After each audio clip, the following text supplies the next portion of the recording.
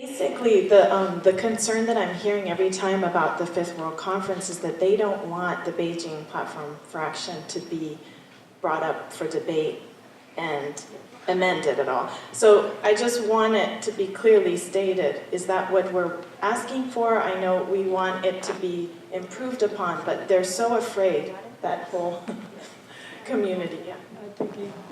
Please. Ambassador Chowdhury has a response. Yeah.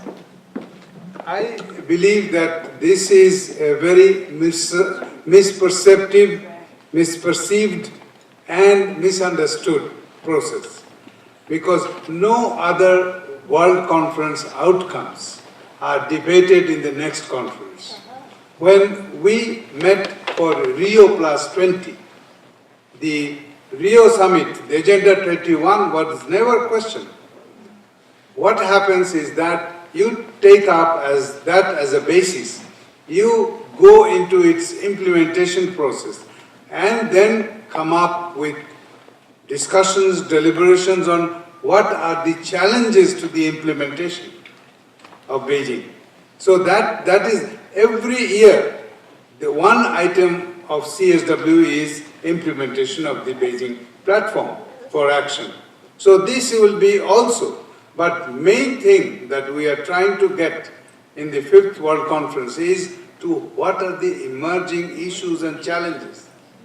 And that needs to be, 25 years would have gone by before that conference. If Rio agenda can be reviewed after 20 years, if Habitat agenda can be reviewed after 20 years, what is the problem with women's agenda?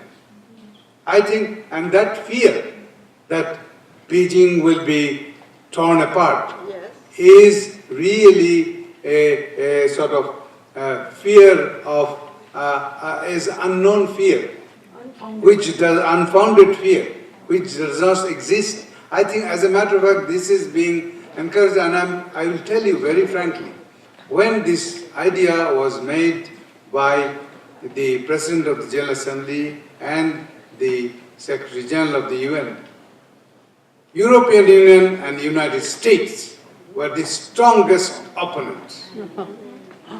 They took up the telephones to the President, who got shaken by this war. One day, 10 ambassadors from the European Union, including, I'm sorry to say, 2 women ambassadors, came. And the President was hurriedly looking for me, say, bring Ambassador Chowdhury, he has to reply to their questions. And they say, we are happy with the implementation of Beijing. We don't have to do anything. I said, are you talking about yourself, your countries, or countries in the developing world? Countries of Africa, countries of Asia, like mine, Bangladesh. Well, how do you think the Beijing is getting implemented there? We need to really look into this, and everything, 25 years is good enough for a review, for any conference, any issue, any agenda. And that is what we need to do. I think, by raising these issues, the naysayers are sort of pushing it. This is a machination of the misogynists and patriarchs. I can tell you very frankly.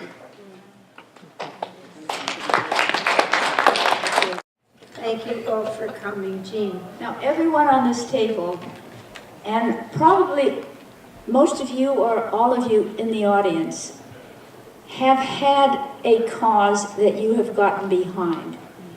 And what I have been saying and seeing at the CSWs for a long time, I wanted to reflect back to them from my psychological point of view. It's called individuation in the Jungian world. But when you take on leading your life from someplace inside of you that says, I am going to do this because it truly matters. What I see is that you've picked up your personal assignment. And an assignment is something that comes along that you decide to do because who you are makes it meaningful. every good cause is meaningful. But why this one for you? You know why. Maybe no one else will know why this one is meaningful to you. Meaningful. Second, it will be fun. And from inside you say, fun, being an activist. Well, you hang out with some marvelous people. You share values with people.